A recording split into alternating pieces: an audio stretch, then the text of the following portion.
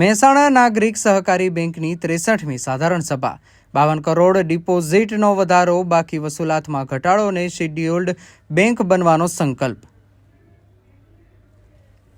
મહેસાણા નાગરિક સહકારી બેંક લિમિટેડની 63મી સાધારણ સભા યોજાઈ હતી. બેંકના વિકાસ, પારદર્શક વહીવટ અને ગ્રાહકલક્ષી સેવાઓને વધુ મજબૂત બનાવવા અંગે આ સભામાં મહત્વપૂર્ણ ચર્ચા કરવામાં આવી હતી.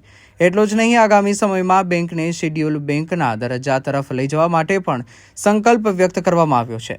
રવિવાર તારીખ 26 જુલાઈ 2026ના રોજ યોજાયેલી આ સાધારણ સભામાં બેંકના chairman Falchandbhai Patel, vice chairman Nareshbhai Patel, તમામ ડિરેક્ટરો તેમજ બેંકના સભાસદો ઉપસ્થિત રહ્યા હતા. સાધારણ સભા દરમિયાન બેંકની કામગીરી, નાણાકીય સ્થિતિ, વિવિધ શાખાઓની પ્રગતિ અને ભવિષ્યના આયોજન અંગે વિસ્તૃત ચર્ચા કરવામાં આવી હતી. બેંકનો વહીવટ વધુ પારદર્શક બને અને દરેક શાખાની કામગીરીનું યોગ્ય મોનિટરિંગ થઈ શકે તે માટે બેંકના ડિરેક્ટરોને અલગ અલગ શાખાની જવાબદારી સોંપવામાં આવી હોવાનું જણાવાયું હતું. આ વ્યવસ્થાના કારણે જે તે શાખાની કામગીરી, બાકી રહેલા કામો અને ગ્રાહકોને પડતી સમસ્યાઓ પર વધુ અસરકારક રીતે ધ્યાન આપી શકાય અને બેંકની કામગીરીને વધુ ગતિ આપી શકાય તેવો હેતુ હોવાનું જણાવાયું હતું. છેલ્લા 63 વર્ષથી કાર્યરત મહેસાણા નાગરિક સહકારી બેંકે પોતાની કામગીરીમાં સતત પ્રગતિ કરી હોવાનું પણ સભામાં રજૂ કરવામાં આવ્યું હતું. બેંકની ડિપોઝિટમાં પણ નોંધપાત્ર વધારો થયો હોવાનું જણાવાયું હતું. વર્ષ 2024-25 દરમિયાન બેંકની ડિપોઝિટ આશરે 426 કરોડ હતી, જે વધીને હવે આશરે 478 કરોડ સુધી પહોંચી છે. એટલે કે ડિપોઝિટમાં આશરે 52 કરોડનો વધારો નોંધાયો છે. બેંકની આ પ્રગતિમાં મહત્વની ભૂમિકા ભજવનાર તમામ કર્મચારીઓનો બેંકના ચેરમેન FC પટેલ દ્વારા આભાર વ્યક્ત કરવામાં આવ્યો હતો. કર્મચારીઓની મહેનત અને કામગીરીના કારણે બેંક સતત આગળ વધી રહી હોવાનું તેમણે જણાવ્યું.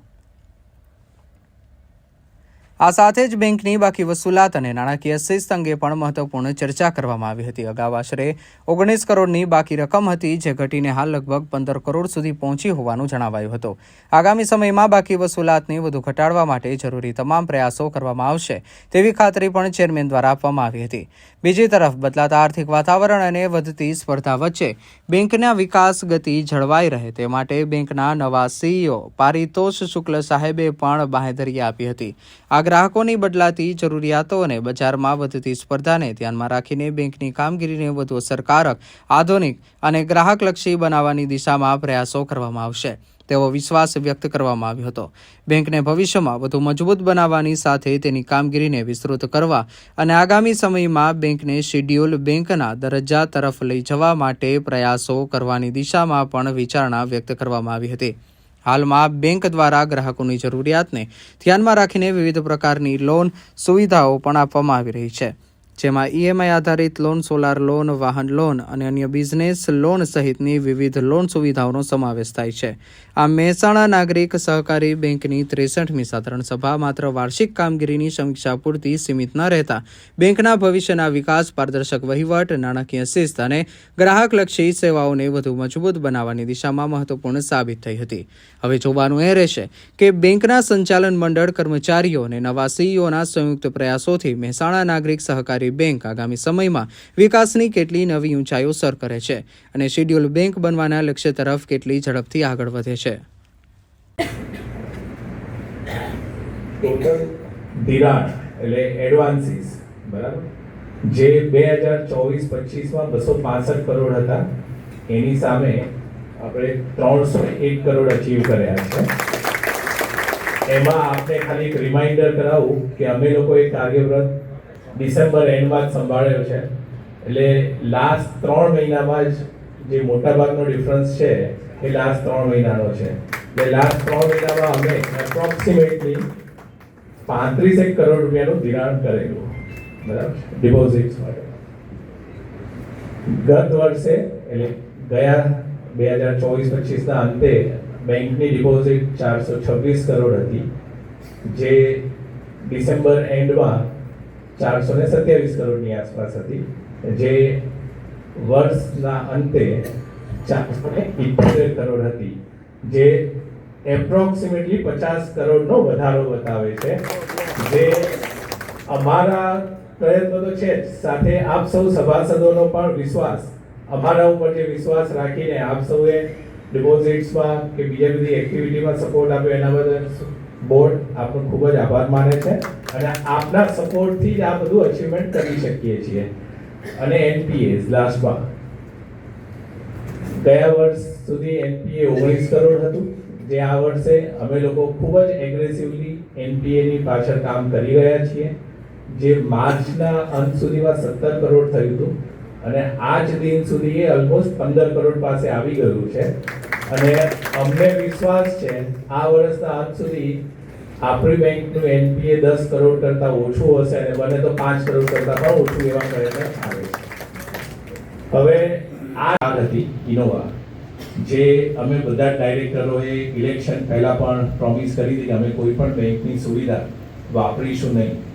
તો અમે પહેલા જ એકદમ પારદર્શિતા રીતે બેંકની કારનું ઓક્શન કરી અને ઓક્શનમાં ક્લોઝ ટુ 13.5 લાખ રૂપિયા જેટલા એ કારના ઉપજ્યા હતા.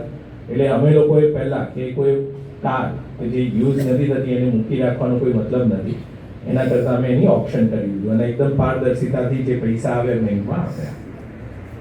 એની સાથે સાથે સભાસદની ટર્મ લોન, કે પહેલા આપણા ત્યાં સભાસદ માટે 1 લાખની ટર્મ લોન હતી, જે હવે અમે 2 લાખ રૂપિયાની કરી આપી છે, કે જેથી સભાસદોને થોડા પૈસા જોઈતા હોય તો એ ટર્મ લોન તરીકે લઈ શકે. આની સાથે આપણા જ કસ્ટમર્સ માટે હાઈપોથી એટલે હાઈપોની જે લોન હતી એ પહેલાં 10 લાખ સુધી જ અવેલેબલ હતી, પણ આજે મોંઘવારી અને જે રીતે ગ્રોથ થઈ રહ્યો છે એ રીતે આપણે પણ એમના સપોર્ટિવ રહેવું પડે. એટલે ગ્રાહકો એ જ આપણા સભાસદ છે, તો એ અમે 10 લાખની લિમિટ 20 લાખ રૂપિયા સુધી કરી આપી છે, જેથી વિધાઉટ મોર્ગેજ વધારે કેપિટલ આપ સૌને મળી રહે, કે જેથી આપ લોકો આપણા ધંધામાં પણ પ્રગતિ કરી શકો. એની સાથે જ વાહન લોન માટે પહેલા આપણા ત્યાં વાહન લોનમાં એવું હતું કે 10 લાખ કરતાં વધારે કારની કિંમત હોય તો તમારી પાસે મોર્ગેજ માંગવામાં આવતું હતું અને બીજી કોઈ પણ પ્રાઇવેટ બેંક્સ હોય કે કોઓપરેટિવ બેંક કાર લોન ઉપર મોર્ગેજ નહોતા લેતા. તો અમે લોકોએ આપ સૌની સગવડતા માટે વાહન લોન ઉપર 40 લાખ રૂપિયા સુધીની, એટલે કે નોર્મલ કાર આજે 10 લાખ કરતાં વધારે જ કિંમતની આવે છે, તો 40 લાખ રૂપિયા સુધીની કાર માટે કોઈ પણ મોર્ગેજ લેતા નથી, કે જેથી આપ લોકોની સગવડતામાં વધારો કરી શકીએ. પછી ગ્રાહકો માટે આપણે બેંકમાં સોલર લોનની વ્યવસ્થા ફેસિલિટી નહોતી, તો આપણે સોલર લોનની ફેસિલિટી પણ અવેલેબલ કરાવી દીધી છે અને હવે સોલર લોન પણ આપ અવેલ કરી શકો છો. સાથે આપણે ગોલ્ડ લોન પણ શરૂઆત કરવા જઈ રહ્યા છીએ, એનું ઇન્ફ્રાસ્ટ્રક્ચરની કામ ચાલુ છે, તો ટૂંક સમયમાં આપણે ગોલ્ડ લોનની પણ ફેસિલિટી અહીંયાથી ચાલુ થઈ જશે. બીજું કે આપણા ત્યાં બેંકમાં જે 2 વર્ષ કરતાં વધારે કરંટ અકાઉન્ટ ઓપરેટ કરેલું હોય એવા બધા જ ગ્રાહકો માટે 5 લાખ સુધીની એક ટર્મ લોન વિધાઉટ કોલેટરલ પણ આપણે ફેસિલિટી ઉપલબ્ધ કરાવી છે. એટલે કોઈને સિઝનલ ધંધો હોય તો એને પૈસા જોઈતા હોય તો 5-1 લાખ રૂપિયા સુધી આપણા ત્યાં કરંટ અકાઉન્ટ હોય તો ટર્મ લોન લઈ શકે છે. રિપોર્ટ ઓફ એપ્રિલ એન્ડ જૂન, બરાબર, જે ક્વાર્ટર એટલે આપણે આવતા વર્ષથી દર ક્વાર્ટરલી રિઝલ્ટ આપશું બેંકનું, જે રીતે શેર બજારમાં કે પ્રાઇવેટ બેંક દર ક્વાર્ટરલી રિઝલ્ટ આપે છે એવી રીતે આપણી બેંક બી ક્વાર્ટરલી રિઝલ્ટ આપશે. એટલે આપણે એવું વેઇટ નહીં કરીએ કે વર્ષ એન્ડ સુધી, બરાબર. તો એપ્રિલ થી જૂન મંથનું ખાલી હું બેઝિક 3 વસ્તુ બતાવું છું. એક ઇન્કમ, એટલે બેંકે જે ઇન્ટરેસ્ટ ઇન્કમ અર્ન કરી એ એપ્રોક્સિમેટલી 17.68 કરોડ છે, જે ગત વર્ષની ટોટલ ઇન્કમ 46 કરોડ હતી એની સામે 38 કરોડ ખાલી એક જ ક્વાર્ટરમાં આપણી બેંકે અર્ન કરી છે. નેટ પ્રોફિટ ગત ક્વાર્ટરનો મતલબ જૂન સુધીમાં આપણી બેંકનો નેટ પ્રોફિટ, એમાં ટેક્સેશન પોર્શન બાકી છે, તો પણ એ 7.61 કરોડ છે, જે ગત વર્ષના 9.6 કરોડની સામે આપણે આ ક્વાર્ટરમાં આટલું અચીવ કરી ચૂક્યા છીએ. એટલે એનાથી આપ અંદાજ લગાવી શકો છો કે આપણી બેંક કઈ ડિરેક્શનમાં આગળ વધી રહી છે. હું બીજા થોડા ગ્લિમ્સ આપીશ કે આપણી બેંકના એડવાન્સીસ અને ડિપોઝિટ્સ કેવી રીતે વધી રહ્યા છે. તો જુલાઈ એન્ડ સુધી મતલબ આજ દિન સુધી આપણી બેંકે ટોટલ નવા ધિરાણ 105 કરોડ કર્યા છે. એમાંથી 80 કરોડના ધિરાણ ટર્મ લોન્સ છે, એટલે કે ઈએમઆઈ વાળી લોન.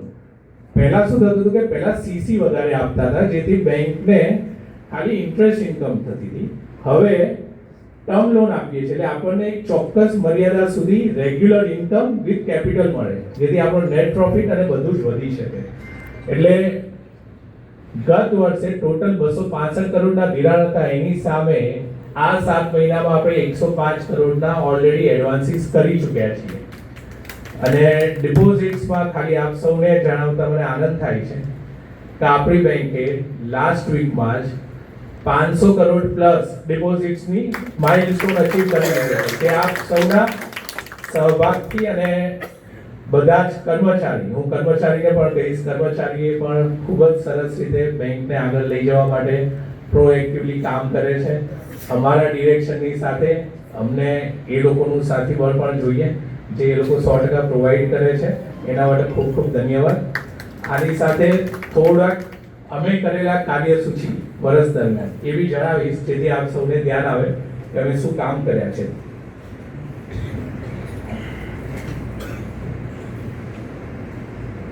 તો અમે ફર્સ્ટ ડે જ્યારે બોર્ડ મીટિંગ થઈ ત્યારે જ દરેક ડાયરેક્ટરને એક બ્રાન્ચની જવાબદારી આપી કે દરેક ડાયરેક્ટરે એક બ્રાન્ચની કમ્પલસરી જવાબદારી લઈને ત્યાંની સગવડતા, ક્લીનનેસ, દરેક સ્ટાફ મેમ્બર પ્રોપર કામ કરે છે કે નહીં, ના હોય તો એમને શું સપોર્ટ જોઈએ છે, એ બધી મેન્શન કરવામાં આવી કે જેથી અમે લોકો દરેક બ્રાન્ચ લેવલ ઉપર નાની મોટી ક્ષતિ હોય કે કસ્ટમરને પ્રોબ્લેમ થતા હોય એ બધા જ પ્રોબ્લેમને અમે લોકો એડ્રેસ ઇમિડિયેટ બેઝિસ પર કરી શકીએ. એટલા માટે પહેલું તો કામ અમે એવું કર્યું કે દરેક ડાયરેક્ટરને એક બ્રાન્ચની જવાબદારી આપી દીધી, એટલે દરેક ડાયરેક્ટર એનું કોન્ટ્રીબ્યુશન આ કામમાં કરી શકે. બીજું મોટું હતું કે ઘણા ઓલ્ડ એમ્પ્લોઈઝ હતા બેંકના, જેમની સાથે બેંકના કોર્ટ કેસીસ ને બધું ચાલતું હતું, એટલે એ આપણા માટે ખૂબ જ, એટલે મારે વર્ડ નથી વાપરવું, પણ અમે જેવા બોર્ડ ઉપર આવે એવું પહેલો નિર્ણય હતો કે જૂના જેટલા કર્મચારીના કેસીસ પેન્ડિંગ છે, એ ઘણા કેસીસમાં એવું હતું કે કોર્ટમાં એમ્પ્લોઈઝ કે કર્મચારી ઓલરેડી જીતી ગયા હોય તો પણ આપણે એમના કોમ્પેન્સેશન રોકીને રાખ્યા હતા. તો એ બધા જૂના પ્રોબ્લેમ્સ જેટલા હતા એ બધા જ આપણે મતલબ કર્મચારીની ખુશી સાથે સેટલમેન્ટ કરી ચૂક્યા છીએ અને અત્યારે કોઈ જ એવો કેસ રીતે ફરીથી ઊંચા સ્થાને લઈ જવી તેવું અમે સૌ ડિરેક્ટરો વિચારી રહ્યા છીએ અને તે માટેના પ્રયત્નો પણ અમે સૌ ડિરેક્ટરો સાથે મળી કરી રહ્યા છીએ. હું સમજુ છું કે આપ સૌ સભાસદોની ઘણી બધી અપેક્ષાઓ હશે. અમે સૌ ડિરેક્ટરો આપ સૌ સભાસદો પાસેથી અપેક્ષા રાખીએ છીએ કે આપના કરંટ એકાઉન્ટ, સેવિંગ એકાઉન્ટ તેમજ અન્ય એકાઉન્ટ જો બીજી બેંકમાં હોય તો આ બેંકમાં પાછા લાવવા માટે પ્રયત્ન કરશો. આપણો સૌનો ગોલ રાખીએ છીએ કે આપણી આ બેંક શેડ્યુલ બેંક બને અને તે માટેના આપણે સૌ સાથે મળી પ્રયત્ન કરીશું.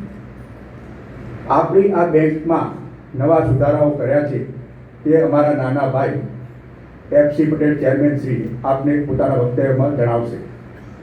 આપ સૌએ મને શાંતિથી સાંભળ્યું. સદસ્યો, દરેક વાલા સભાસદ ભાઈઓ અને બહેનો, દરેક સ્ટાફ મિત્રોનું હું હાર્દિક સ્વાગત કરું છું તેમજ એજન્ડા મુજબની કાર્યવાહી હવે શરૂ કરવામાં આવે છે.